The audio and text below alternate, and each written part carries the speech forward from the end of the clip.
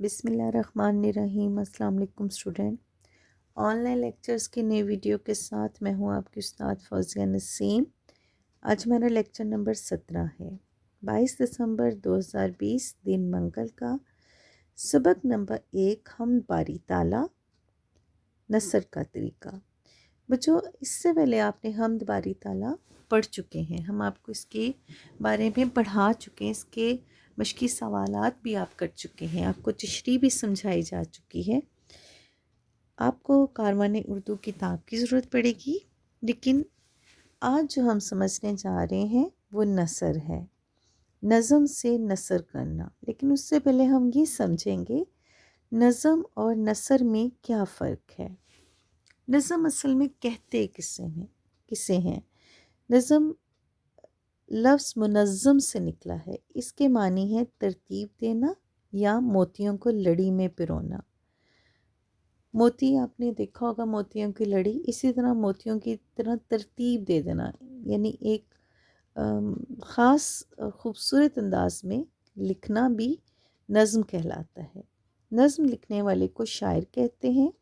نظم میں شاعر اپنے خیالات کا اظہار کرتے ہیں، اس میں قافیہ کا اور ردیف کا خیال رکھا جاتا ہے۔ قافیہ کے بارے میں آپ اچھی طرح جانتے ہیں۔ نظم کی ایک مثال آپ کی حمد ہے، نعت بھی ایک مثال ہے۔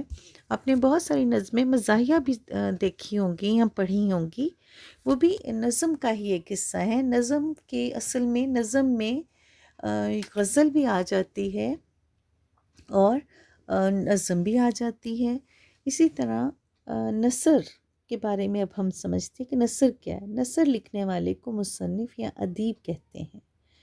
نثر میں سادہ انداز میں اپنے خیالات کا سادہ جملوں میں اظہار کیا جاتا ہے، اور یہ جملے یعنی کہ جس طرح آپ کہانیاں پڑھتے ہیں، قصے پڑھتے ہیں، ناول پڑھتے ہیں، اخبارات پڑھتے ہیں، خط لکھتے ہیں، یہ سب اصل میں نثر کی ہی مثالیں ہیں۔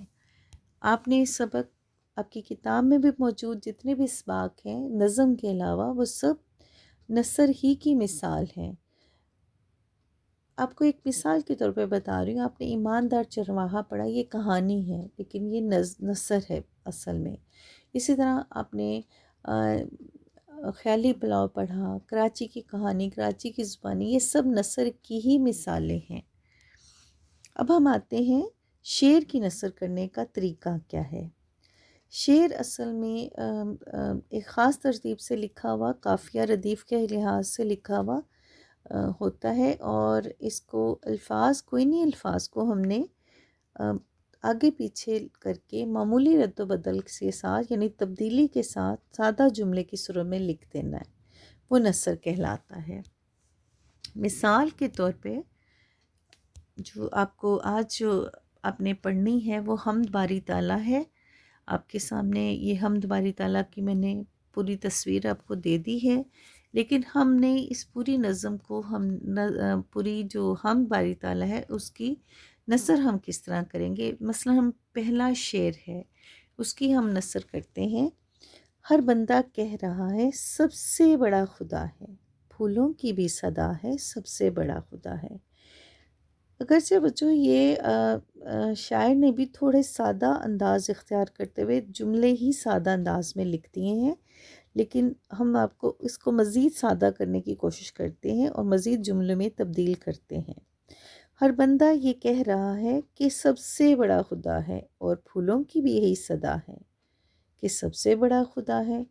یعنی ہم نے الفاظ تھوڑے سے ایک دو الفاظ کے اضافے سے، جس سے جو ہمیں لگتا ہے کہ جملے کی ضرورت ہو، اسے ہم یعنی کہ اس کی نظم کو توڑ کے ہم اسے نثر میں لے آتے ہیں۔ میں نے اس میں اور کا اضافہ کیا ہے، کہ کا اضافہ کیا ہے، یہ کا اضافہ کیا ہے، یہی صدا ہے، بھی یہی کا بھی میں نے اضافہ کیا۔ اس طرح یہ میں نے اس کو ایک سادہ جملوں کی صورت میں تبدیل کر دیا ہے۔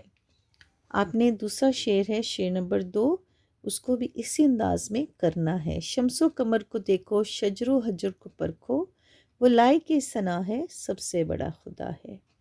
لائق ثنا مطلب قابل تعریف ہے۔ شمس کہتے ہیں سورج کو، قمر کہتے ہیں چاند کو، شجر کہتے ہیں درخت کو، حجر کہتے ہیں پتھر کو۔ اب شاعر نے مختلف چیزوں کی مثالیں دے کر جو بتایا ہے، ہم اس کو سادہ نثر کے انداز میں لکھتے ہیں، شمس و قمر اور شجر و حجر کو دیکھ کر پرکھ کر ہمیں پرکھ کر سمجھ آتی ہے کہ لائق ثنا صرف سب سے بڑا خدا ہے۔ اس کو ہم اس طرح کہہ سکتے ہیں، شمس و قمر اور شجر و حجر کو پرکھو دیکھو، لائق ثنا صرف سب سے بڑا خدا ہے۔ یعنی کہ اس کو جتنے ہم سادہ انداز جملے میں لا سکیں ہم اس طرح لائیں گے۔ شعر نمبر 3، ہر چیز نے اسی کن سے قرار پایا، قرآن نے کہا ہے سب سے بڑا خدا ہے۔ ہر چیز اس کی کن سے قرار پائی اور قرآن نے بھی کہا ہے سب سے بڑا خدا ہے۔ اس کو آپ جتنا سادہ انداز میں سادہ جملے میں لکھیں گے اتنا ہی اچھا۔ آپ کے لیے الفاظ دیے گئے، حمد، صدا، قافلہ، ترقی، ان الفاظ کے اپنے جملے بنانے ہیں۔ ان کے لیے آپ کو ورک شیٹ دے دی گئی ہے۔ آپ نے ورک شیٹ پہ یہ کام بہت صفائی اور احتیاط سے کرنا ہے اور صاف ستھری لکھائی میں کرنا ہے۔ اگلے لیکچر تک کے لیے مجھے اجازت دیجیے۔ امید ہے آج کا لیکچر آپ کو آسانی سے سمجھ آ گیا ہوگا اور آپ بہت آسانی سے ان کو آج کے لیکچر کو آپ سمجھ کر اپنی ورک شیٹ کو حل بھی کر لیں گے۔ اللہ حافظ۔